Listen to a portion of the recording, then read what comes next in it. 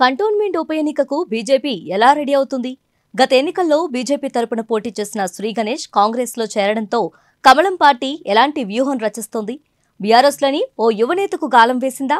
అయితే బీజేపీ ఇచ్చిన ఈ ఆఫర్ను ఆ గులాబీ యువనేత సున్నితంగా తిరస్కరించారా? ఈ ప్రశ్నలకు అవుననే సమాధానం వస్తుంది.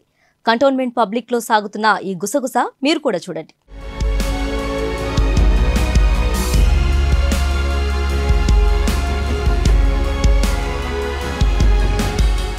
రాష్ట్రంలో పార్లమెంట్ ఎన్నికలతో పాటు కంటోన్మెంట్ ఉప ఎన్నిక జరగబోతుంది. బీఆర్ఎస్ ఎమ్మెల్యే లాసినందిత మరణంతో ఈ బైపోల్ వచ్చింది. గత ఎన్నికల్లో బీజేపీ నుంచి పోటీ చేసి రెండో స్థానంలో నిలిచిన శ్రీ గణేష్ ఇప్పుడు కాంగ్రెస్ పార్టీలో చేరి పోటీలో ఉన్నారు. అటు బీఆర్ఎస్ లాసినందిత చెల్లెలు నివేదితకు టికెట్ ఇవ్వాలని దాదాపుగా ఫిక్స్ అయినట్లు తెలుస్తుంది. ఇక బీజేపీ మాత్రం ఇంకా అభ్యర్థిని తేల్చుకోలేకపోతుంది. ఆ పార్టీ ఎస్సీ మోర్చా రాష్ట్ర అధ్యక్షుడు కొప్పు భాషకు టికెట్ ఇస్తారన్న ప్రచారం సాగుతోంది. అయితే తాజాగా బీఆర్ఎస్ నేత క్రిషాంక్ను బీజేపీలో చేర్చుకొని బరిలోకి దింపేందుకు కమలం నేతలు ప్రయత్నాలు సాగించినట్లు పొలిటికల్ సర్కిల్లో ఓ వార్త చక్కర్లు కొడుతుంది.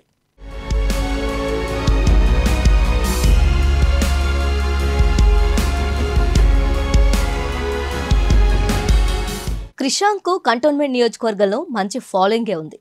దూసుకుపోయే మనస్తత్వంతో పాటు విషయ పరిజ్ఞానం క్రిషాంక్ సొంతం. శ్రీ గణేష్ కాంగ్రెస్లో చేరడంతో మంచి అభ్యర్థి కోసం వేటలో ఉన్న కమలం నేతలకు క్రిషాంక్ బెస్ట్ ఛాన్స్గా కనిపించాడు. క్రిషాంక్ను పార్టీలో చేర్చుకొని టికెట్ ఇస్తే కంటోన్మెంట్పై కమలం జెండా ఈజీగా ఎగరేయొచ్చని లెక్కలు వేసుకుంటున్నారట. ఆలోచన వచ్చింది ఆలస్యం. వెంటనే సీనియర్ నేత ఈటెల రాజేందర్ను రంగంలోకి దించారట.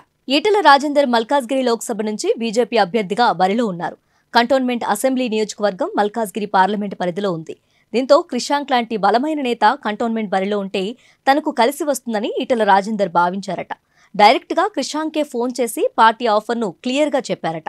బీఆర్ఎస్ వర్కింగ్ ప్రెసిడెంట్ కేటీఆర్కు క్రిషాంక్ అత్యంత సన్నిహితుడు కావడంతో అవసరమైతే ఆయన అనుమతి తీసుకొని పార్టీలో చేరాలని ఈటెల సూచించారట. అసెంబ్లీ ఎన్నికల టైంలోనే కంటోన్మెంట్ సీట్ తనకు వస్తుందని క్రిషాంక్ ఎన్నో ఆశలు పెట్టుకున్నారు. అయితే దివంగత నేత సాయన్న కుటుంబం వైపే బీఆర్ఎస్ హైకమాండ్ మొగ్గు చూపింది. దీంతో క్రిషాంక్ సైలెంట్ అయిపోయారు.